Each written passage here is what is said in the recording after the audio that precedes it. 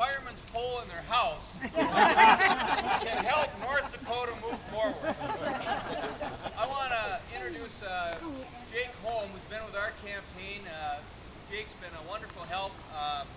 He was also a Republican candidate for the House 2 years ago. So, again, I'm excited to have him. What's happening? People say, well, how's the campaign going? What are you doing? Well, yesterday I was in Bismarck and Fargo. Today I was in Devil's Lake and Grafton and Grand Forks. Tomorrow I'm going to be in Dickinson in Valley City and Fargo.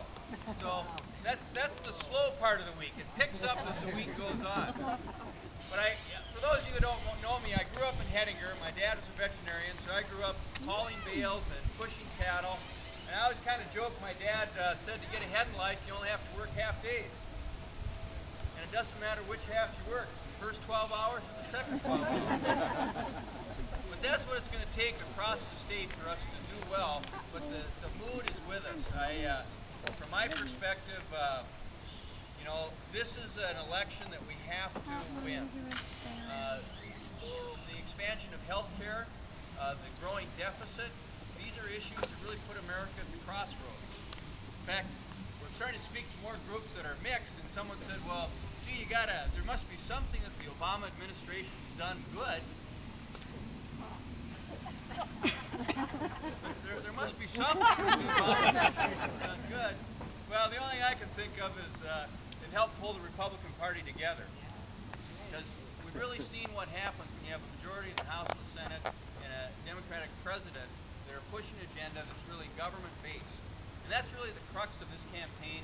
For me and my opponent, I think, is if you're looking at solutions, if you spent your whole life in the private sector and there's a problem, you're going to look for solutions in the private sector. If you spent your whole life in government and you see a problem, you're going to look for solutions in the public sector, or government solutions. And that's what's causing our deficit to continue to grow. So, polls have been great. For 6 months in a row, we've received, we've been ahead in the polls.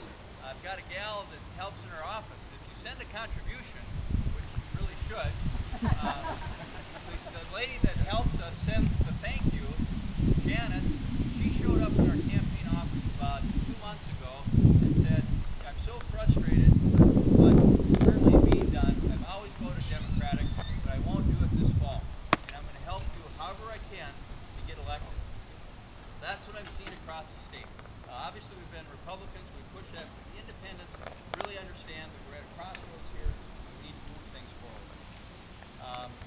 So with that, I certainly want to thank you. The thing that is exciting for me is, again, in your paper this morning, the headline, North Dakota leads the nation in job growth for the last 5 years. Let's hear it for North Dakota.